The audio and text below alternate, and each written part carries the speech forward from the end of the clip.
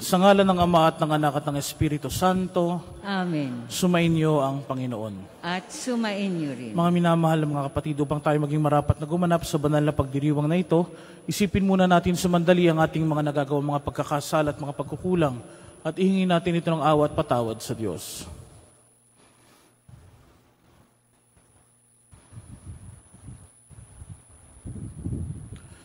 Sinugong tagapagpagaling sa mga nagsisisi, Panginoon, kaawaan mo kami. Panginoon, kaawaan mo kami. Dumating na tagapaganyayang mga makasalanay magsisi, Kristo, kaawaan mo kami. Kristo, kaawaan mo kami. Nakaluklok ka sa kanan ng Diyos Ama, para pamagitan kami, Panginoon, kaawaan mo kami. Panginoon, kaawaan mo kami. Kaawaan tayo ng makapangyarihang Diyos, patawarin tayo sa ating mga kasalanan, at patnubayan tayo sa buhay na walang hanggan. Amen. Manalangin tayo.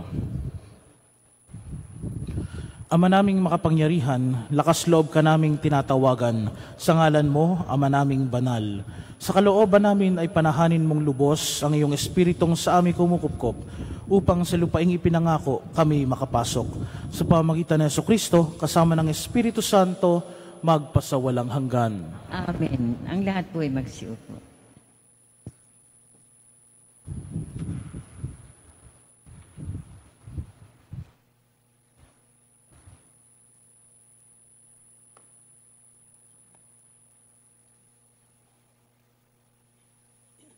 Pagbasa mula sa aklat ni Propeta Ezekiel.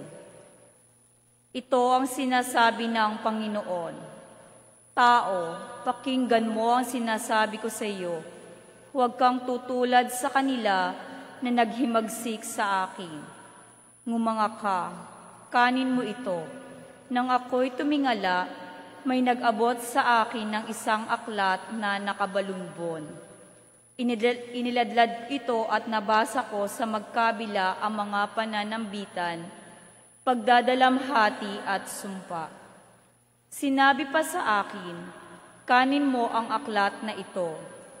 Pagkatapos magpahayag ka sa sambayanan ng Israel. Ngumanga ka, ako upang kanin ang aklat. Sinabi niya sa akin, kanin mo ito at magpakabusog ka. Kinain ko nga ang aklat. Ang lasa ko'y parang pulot-pukyutan. Sinabi niya sa akin, tao, pumunta ka sa sambayan ng Israel at sabihin mo ang ipinasasabi ko sa iyo. Ang salita ng Diyos. Salamat sa Diyos. O kay tamis na namnamin ang utos mong bigay sa amin. Ukay tamis na namnamin ang utos mong bigay sa amin. Nagagalak na susundin yaong iyong kautusan, higit pa sa pagkagalak na dulot ng kayamanan. Ukay tamis na namnamin ang utos mong bigay sa amin. Ang buo mong kautusan sa akin ay umaaliw, siyang gurong nagpapayo sa lahat kong suliranin. Ukay tamis na namnamin ang utos mong bigay sa amin. Higit pa sa ginto't pilak nitong buong sanlibutan, ang mabuting idudulot ng bigay mong kautusan. Ukay tamis na namnamin ang utos mong bigay sa amin. O kay tamis na namnamin ang utos mong ibinigay, matamis pa kaysa pulot yaong lasang tinataglay. Ukay tamis na namnamin ang utos mong bigay sa amin.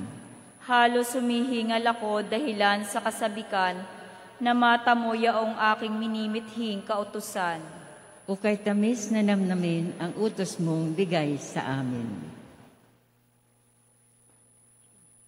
Ang lahat po ay magsitayo.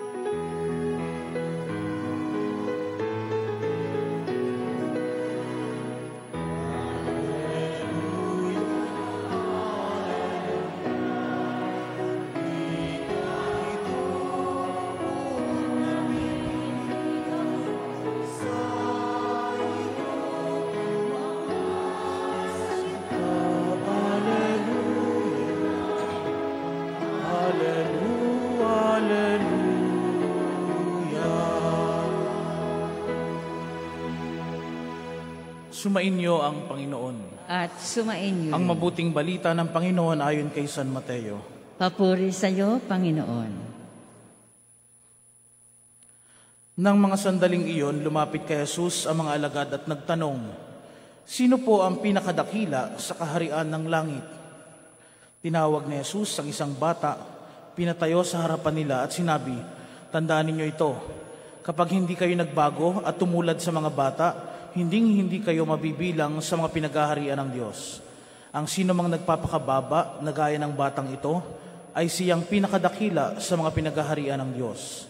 Ang sino mang tumanggap sa isang batang ganito dahil sa akin, ay ako ang tinatanggap. Ingatan ninyo na huwag hamakin ang isa sa maliit na ito. Sinasabi ko sa inyo, sa langit ang kanilang mga anghel ay laging nasa harapan ng aking Ama. Ano sa akala ninyo ang gagawin ng isang taong may 100 tupa kung maligaw ang isa sa mga iyon? Hindi kaya niya iiwan ang 99 na nanginginain sa kaburulan upang hanapin ang naligaw? Sinasabi ko sa inyo, kapag nasumpungan na niya ito, higit niyang ikinagagalak ang isang ito kaysa 99 na hindi naligaw. Gayon din naman, hindi kalooban ng inyong amang nasa langit na mapahamak ang isa sa maliliit na ito." Mga minamahal na mga kapatid, ang mabuting balita ng Panginoon. Pinupuri ka namin, Panginoong Heso Kristo. Ang lahat po'y magsiupo. Kapag ka po dumadalaw sa akin yung aking mga pamangkin at apo dito sa aking kwarto, ako po ay natutuwa dahil bukod sa makukulit, malilikot at naingay ang aking kwarto, ay nakakatuwa silang pagmasdan. At kapag ka pinagsasabihan, may mga ginagalaw sa aking kwarto, isang sabi lang, nabitaw na kaagad, natigil na kaagad, may paggitla pa. At kapag ka naman gustong maglambing, todo ang yakap, todo ang halik, todo ang pakiusap. Yan marahil ang gusto ng Diyos para sa atin, ang tayo maging katulad ng isang bata, madaling utusan, madaling pasayahin sa mga kaloob niyang biyaya, madaling lambingin o naglalambing sa Diyos, at gayon din lalong-lalo na ang may kababaang loob na hindi nahihiyang lumapit sa Diyos dahil sa ating mga karupukan. At dahil dyan, kinatutuwaan tayo ng Diyos. Kaya nga bilang mga anak ng Diyos, nawa matulad tayo sa mga bata. Hindi isip bata, kundi tulad ng isang bata na nagpapasailalim sa kapangyarihan ng Diyos. Ang mahirap kapag tumatanda na, mahirap ng utusan, mahirap ng pagsabihan, mahirap ng, kumbaga, ay lambingin dahil minsan nananaig na ang pagiging palalo, ang ma-pride. Kaya ko na, hindi na ako lalapit sa iyo. Kaya nga, mas maganda siguro, katulad tayo ng mga bata, kinatutuwaan ng Diyos. Kaysa yung tayo ay ganitong matanda na, harap tayo sa Diyos na parang matanda na, hindi na katuwa-tuwa. Minsan, mga katuwa-tuwa pa rin naman. Pero minsan, kalimitan, hindi na katuwa-tuwa. Kaya mga minamahal ng mga kapatid, lumapit tayo sa Diyos tulad ng isang bata upang tayo ay kanyang katuwaan at bigyan ng napakaraming biyaya.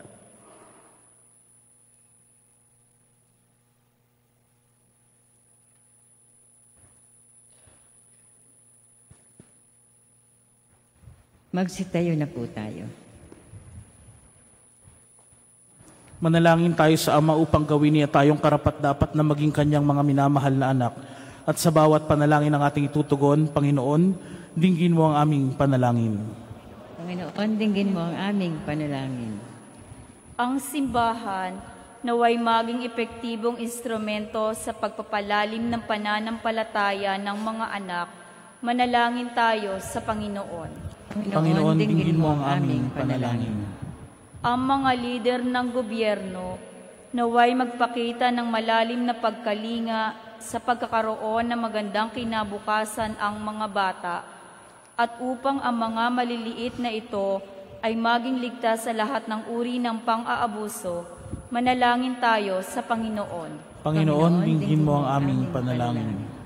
Ang mga magulang naway mapalaki ng mabuti ang kanilang mga anak ayon sa pinahahalagahang moral at mabigyan sila ng tamang paghuhubog at edukasyon, manalangin tayo sa Panginoon. Panginoon, dinggin mo ang aming panalangin. Ang mga may sakit, mga matatanda at yaong mga nakaratay na sa kanilang tahanan, naway mabanaag ang kalinga at kasiyahan ng Diyos mula sa mga nag-aaruga sa kanila. Manalangin tayo sa Panginoon. Panginoon, dinggin mo ang aming panalangin. Ang mga yumao, naway walang bahid ng kasalanan na makabalik sa tahanan ng Ama sa langit. Manalangin tayo sa Panginoon. Panginoon, dinggin mo ang aming panalangin. At sa saglit na katahimikan ating itaas sa Diyos ang ating mga personal na kahilingan at intensyon.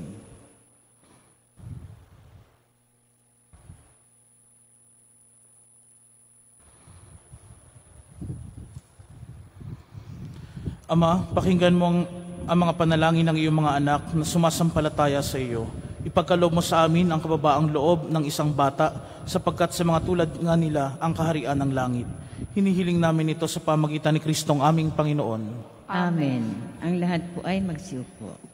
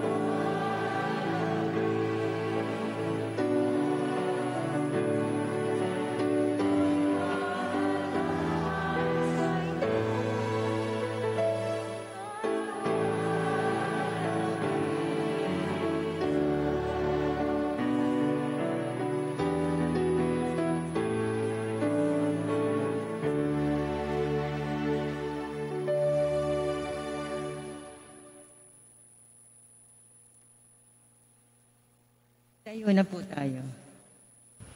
Manalangin kayo mga kapatid upang ang paghahain natin ay kalugdan ng Diyos amang makapangyarihan. Tanggapin nawa ng Panginoon itong paghahain sa iyong mga kamay, sa kapuringan at karangalan, sa ating kapakinabangan at sa buong sambayan niyang banal. Ama naming lumikha, kalugdan mo ang mga alay ng iyong sambayanan. Ang ipinagmagandang loob mong ibigay sa amin upang maihain ay siya nawang gumanap ng iyong ginagawa upang kami tubusin sa pamagitan ng Jesucristo, kasama ng Espiritu Santo, magpasawalang hanggan. Amen. Sumainyo ang Panginoon. At sumainyo Itaas sa rin. Diyos ang inyong puso at diwa. Itinaas na namin sa Panginoon. Salamatan natin ang Panginoong ating Diyos. Marapat na siya ay pasalamatan. Ama naming makapangyarihan, tunay ang marapat na ikaw ay aming pasalamatan. Sa iyong paglingap at kagandahang loob, ang tao'y nilikha mo at pinangasiwas san sinukob. Ang hangad mong siya'y iwastong lubos, siya'y pinagdusa mo sa kanyang pagtalikod. Sa iyong paggiliw, iyong ipinahintulot na makabalik siya sa pamagitan ni Kristo Jesus. Kaya kaisa ng mga anghel na nagsisiyawit ng papuri sa iyo nang walang humpay sa kalangitan, kami nagbubunyi sa iyong kadakilaan.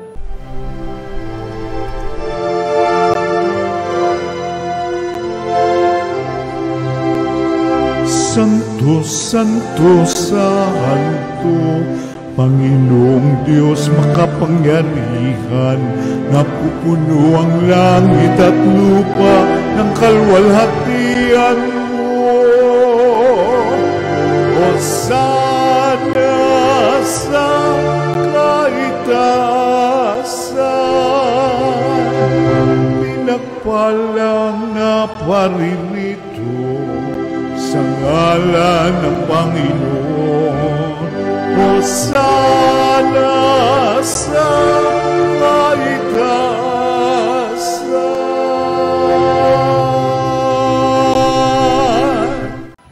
Ama Ama naming banal, ikaw ang bukal ng tanang kabanalan. Kaya't sa pamagitan ng iyong Espiritu, gawin mo banal ang mga kaloob na ito upang para sa aming maging katawan at dugo ng aming Panginoong Jesucristo. Bago niya pinagtiis ang kusang loob na maging handog, hinawakan niya ang tinapay, pinasalamatan kaniya, pinaghati-hati niya iyon, iniabot sa kanyang mga alagad at sinabi, "Tanggapin ninyong lahat ito at kanin. Ito ang aking katawan na ihahandog para sa inyo."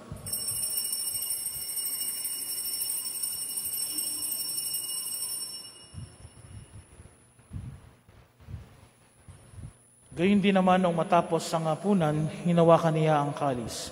Muli kanyang pinasalamatan. Iniabot niya ang kalis sa kanyang mga alagad at sinabi, "Tanggapin ninyong lahat ito at inumin. Ito ang kalis ng aking dugo, ng bago at walang hanggang tipan. Ang aking dugo na ibubuhos para sa inyo at para sa lahat, sa kapagpapatawad ng mga kasalanan. Gawin ninyo ito sa pag-alala sa akin."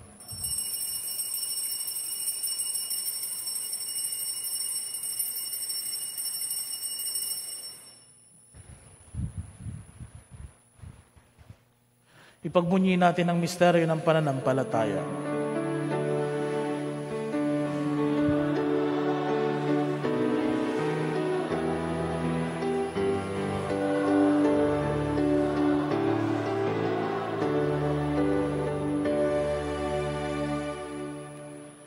Ama, ginagawa namin ngayon ang pag-alala sa pagkamatay at muling pagkabuhay ng iyong anak. Kaya tiniaalay namin sa iyong tinapay na nagbibigay buhay at ang kalis na nagkakalob ng kaligtasan.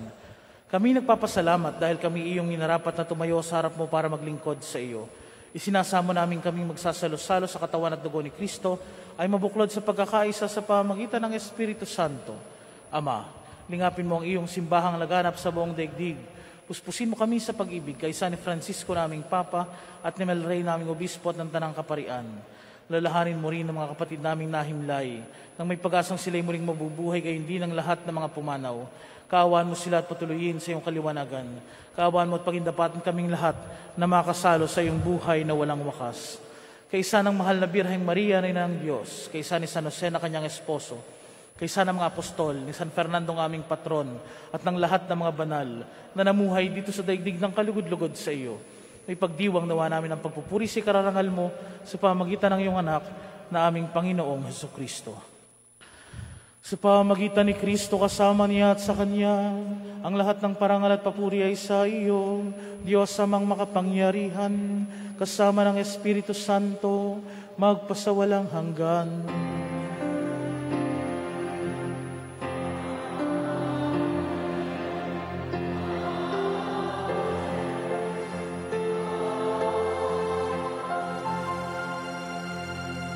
Magsitayo na po ang lahat. Sa tagubilin ng mga nakagagaling na utos sa turo ni Jesus na Panginoon natin at Diyos, ipahayag natin ang lakas loob.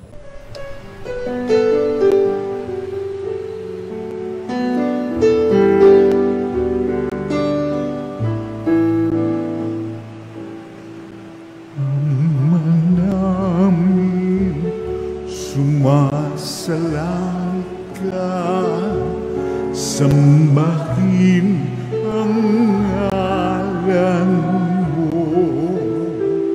mapasa amin ang kaharian mo, sundin ang loob mo, dito sa lupa para ng sa langit. Bigyan mo po kami ngayon ng aming kakanin sa araw-araw at patawarin mo kami sa aming mga sala, para ng pagpapatawan namin sa nagkakasala sa amin, at huwag mo aming ipagdulot sa tukso at yadya mo kami sa lahat ng masama. Hinihiling namin kami yadya sa lahat ng masama, pagkalooban ng kapayapaan araw-araw, iligtas sa kasalanan at ilayo sa lahat ng kapahamakan. Samantalang aming pinananabikan ang dakilang araw ng pagpapahayag ng tagapagligtas naming sa Jesucristo.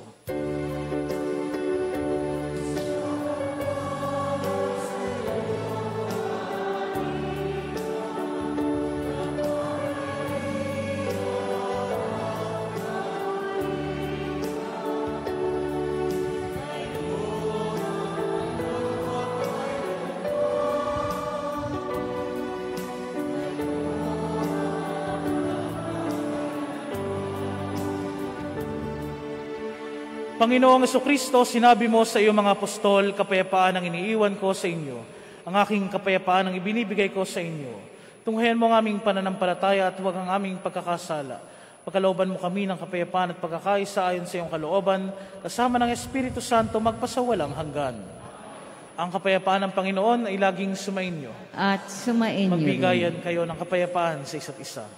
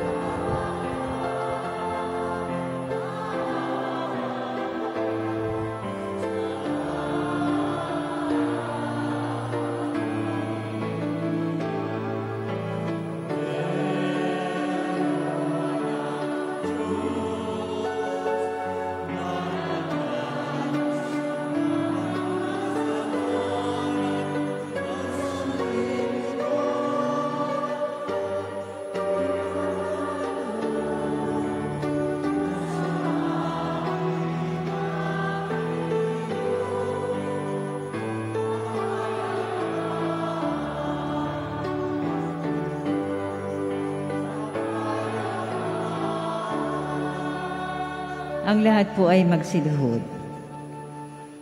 Ito ang kordero ng Diyos, ito ang nag-aalis ng mga kasalanan ng sanlibutan. Mapalad ang mga inanyayahan sa kanyang piging. Panginoon, hindi ako karapat-dapat na magpatuloy sa iyo, ngunit sa isang salita mo lamang ay gagaling na ako.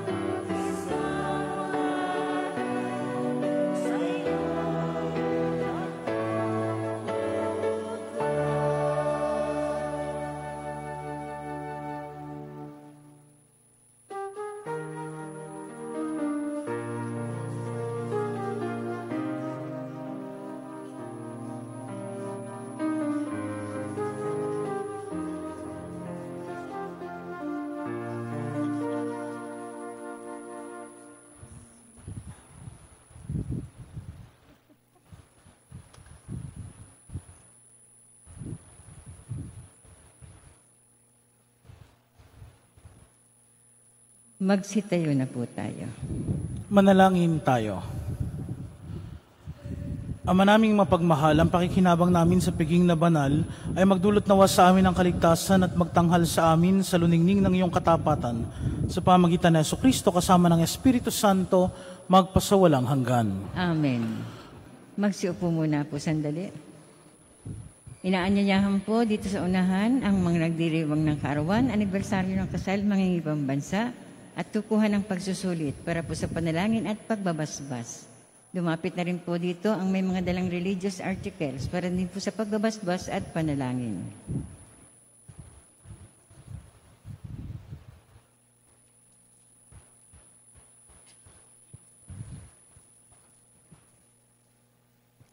Ama naming mapagmahal, sa iyo nagmumula ang lahat ng mabubuting bagay. Hinihiling naming basbasan mo mga kapatid namin ito na nagdiriwang ng kaarawan, anibersaryo ng kasal, nakatakdang mga ibang bansa o sasailalim sa pagsusulit. Pagkalooban mo sila na mas mahaba at makahulugang buhay. Mabuting kalusugan, mapayapang kalooban, maliwanag na kaisipan, mga tapat na kaibigan, maayos na hanap buhay at kaligtasan sa anumang kapahamakan. Basbasan mo rin ang kanilang mga gawain at adhikain upang ito'y matupad ayon sa iyong kalooban. Pagpalain mo rin ang kanilang angkan at mga mahal sa buhay. Higit sa lahat, patatagin mo sila sa pananampalataya, patibayin sa pag-asa at pagalabin sa pag-ibig. Hinihiling namin ito sa pamagitan ni Kristo, ang aming Panginoon. Amen. Naway gawaran ng Diyos ang pagpapala ng mga kasangkapan sa panalangin upang ang mga ito'y maging gabay sa pagtaak sa kabanalan at paghahangad ng buhay sa kalangitan sa pamagitan ni Kristo kasama ng Espiritu Santo magpasawalang hanggan. Amen.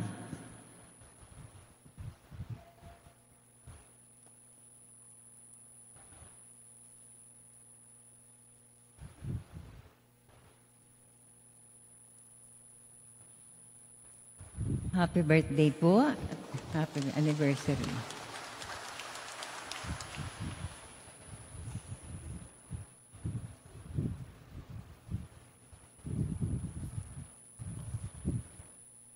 Magsitayo na po tayo. Maraming salamat po sa inyong lahat na nakiisa sa ating banal na pagdiriwang ng misa. Gayun din sa mga nakiisa sa atin via online streaming. Sumainyo ang Panginoon. At sumainyo rin. At pagpalain kayong lagi ng makapangyarihan at mapagmahal na Diyos, Ama at Anak at Espiritu Santo. Amen. Tapos na ang banal na misa, humayo kayong mapayapa. Salamat sa Diyos.